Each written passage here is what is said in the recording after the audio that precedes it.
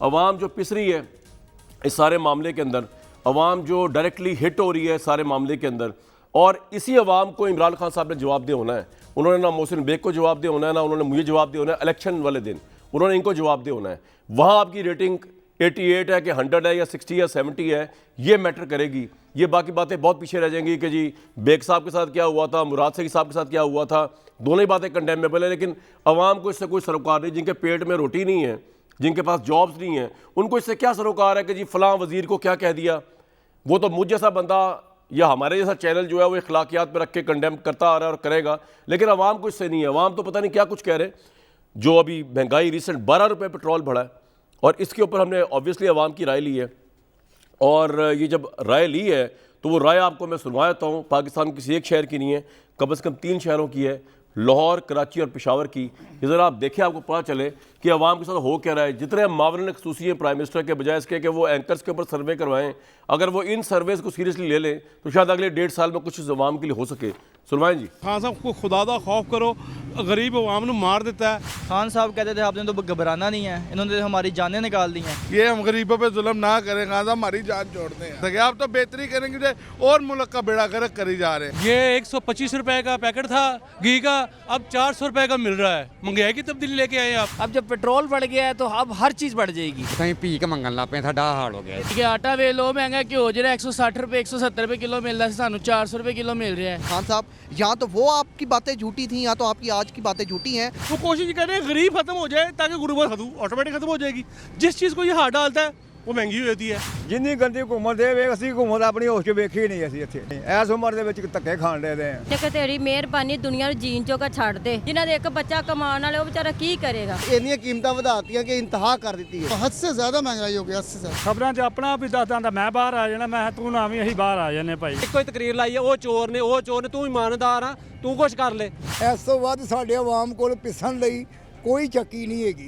आटा पहले लेते थे 50 रुपए किलो चक्की का, 90 रुपीज़ किलो है। ये 12-12 रुपए बढ़ा रहे हैं, खाना खराब करके रख दिया इन्होंने गरीब आदमी। इतने टैक्सेज लगा दिए, इतनी महंगाई कर दी है कि लोग अफाकों पे मजबूर हो गए, मर रहे हैं लोग। इसको क्या पता कि से क्रिकेट से आया उठ के तो ये हुकूमत करना शुरू कर दी इसने। अवाम मजबूर हो, खुदकुशियाँ करे, गिरे मरे डूबे, इसको कोई फर्क नहीं पड़ेगा। इसको वोट दिए चलो ये हमारा भला करेगा, इसने तो जो जमा किया वो भी ले लिया वापस। हर गरीब आदमी मर रहा है, किसी के पास खाने की रोटी नहीं है, पेट्रोल महंगा, हर चीज़ महंगी, कोई चीज़ सस्ती है ही नहीं इस मुल्क में। अगर ये 5 साल और हुकूमत रहेगी अवाम खत्म हो जाएगी बिल्कुल ही। वज़ीर आज़म को यही पैगाम देंगे कि कुर्सी छोड़ दे चुप करके, आराम से, इज्जत से। इतने बुरे हालात अब हुए हैं, किसी हुकूमत में इतने बुरे हालात नहीं हुए जितने अब हुए हैं। ये मैंने अभी सेंसर करके चलाया है। कराची सुनवाएं जी।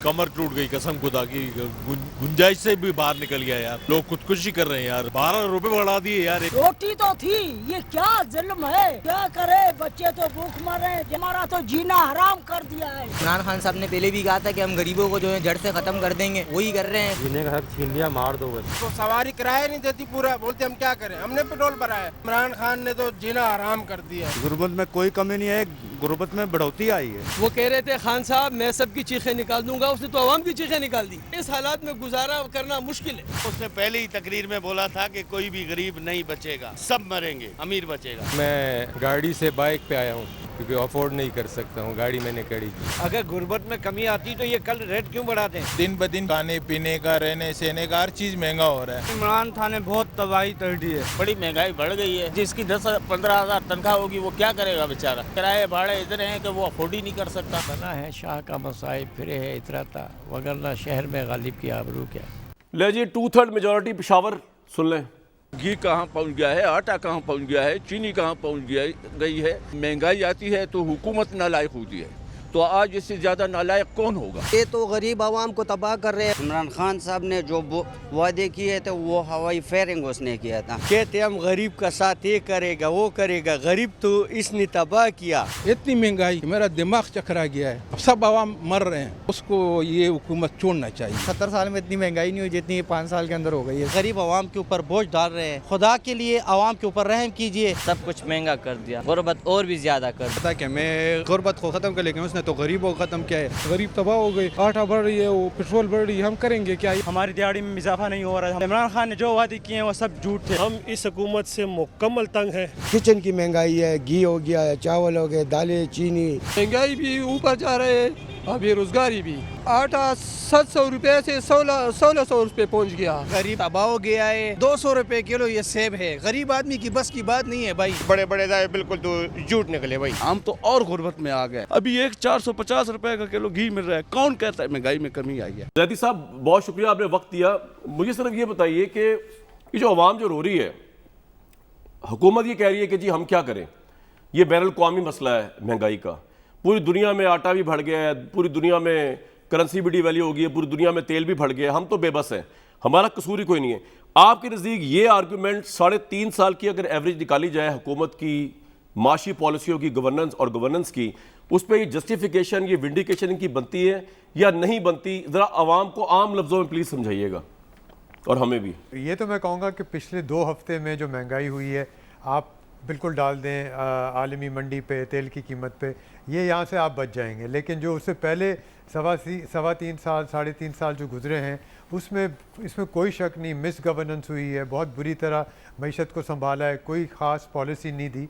लेकिन अब इस तरफ आ जाएं, जो हुआ है पिछले ये 2 दिन पहले जो 12 रुपये बढ़ी, जी। एक तो इन्होंने बहुत बड़ी गलती की, इनको चाहिए था कि थोड़ा आहिस्ता आहिस्ता बढ़ाते, अगर बढ़ाना था। आलमी मंडी में $90 की पेट्रोल हो गया था, और आपको ये भी मैं बता दूंगा कि अगले महीने ये और कम हो जाएगा और पेट्रोल की कीमत कम हो जाएगी, पाकिस्तान में भी कम हो जाएगी, लेकिन महंगाई नहीं जाएगी। ये देखिए 2 चीज़ें बहुत अहम है।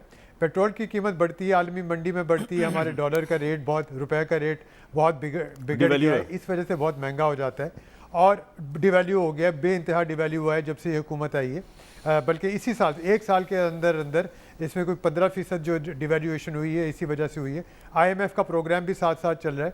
इनको असल में मसला ये है कि IMF के प्रोग्राम पहले भी आए, नवाज शरीफ के दौर में आए थे, उनके जरदारी साहब के दौर में भी आए थे, और मुशर्रफ के दौर में भी आए थे, उस पहले भी आ चुके हैं। लेकिन जिस तरह इन्होंने मिस हैंडल किया है, 4 वज़ीर ख़जाना, उसके बाद पता नहीं कितने और ये सेक्रेटरी फाइनेंस सेक्रेटरी वगैरह, तो जब कोई उसका ओनरशिप नहीं लेगा, जब उसको कोई चलाएगा नहीं, जब उसके बारे में हिकमत अमली होगी नहीं। लेकिन आप देखें कि नवाज शरीफ के दौर में IMF का वो था, लोन था, लेकिन हमारी ग्रोथ रेट 5.5-6% तक गई थी। अब आप देखें पिछले 2-3 साल में कितनी ग्रोथ रेट कम हुई है, और इस साल ये जो साल चल रहा है 3.5% से ज़्यादा नहीं जाएगी। चलें ग्रोथ रेट अपनी जगह, लोग कहते हैं उसको रहने दें।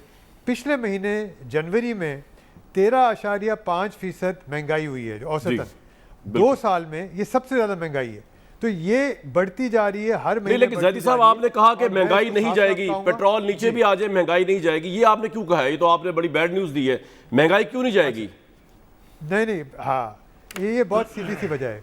पेट्रोल के रेट ऊपर नीचे करना बहुत आसान है, हुकूमत ऐलान कर देती है, रेट नीचे हो जाते हैं।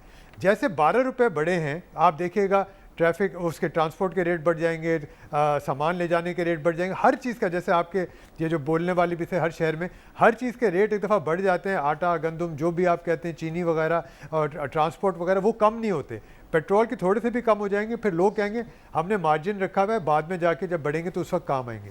तो पेट्रोल की कीमत एक बहुत अहम इंडिकेशन है, और जब 12 रुपये यानी 8% एक चंद घंटे के अंदर बढ़ती है, तो ये बहुत ख़तरनाक चीज़ है, और ये बाकी चीज़ों को और ऊपर लेके जाएगी जो नीचे नहीं आने वाली। तो ये महंगाई बिल्कुल ठीक है, आपका पॉइंट आ गया। अभी 13.5% है, ये 15% तक जाएगी। बिल्कुल ठीक है। लेकिन ज़ैदी साहब आपको हैरानगी होगी ये बात जान के, और लोगों को भी बता रहा हूँ, आपको भी बता रहा हूँ सबको, कि ये हुकूमत जो है, जहाँ पे महंगाई इतनी बढ़ चुकी है, जहाँ पे हुकूमत को इदराक भी है इस चीज़ का, लेकिन क्योंकि तहरीक अदम एतमाद का चैलेंज है, अब इत्तेहादियों को पंजाब में और फेडरल में मजीद काबीना में जगह देने की पेशकश की जा रही है। ये इतलात आ चुकी है, अभी आप देख लीजिएगा पंजाब में भी तोसी हो जाएगी, इत्तेहादियों को बनाया जाएगा मिनिस्टर, फेडरल में भी हो जाएगी, और ये भी कौमी खजाने में और अवाम पे बोझ है। ये कौन कहाँ से पे करेगा, ये समझ से बाहर है। इतना कॉम्प्रोमाइज सिचुएशन पे इस वक्त गवर्नमेंट खड़ी हुई है।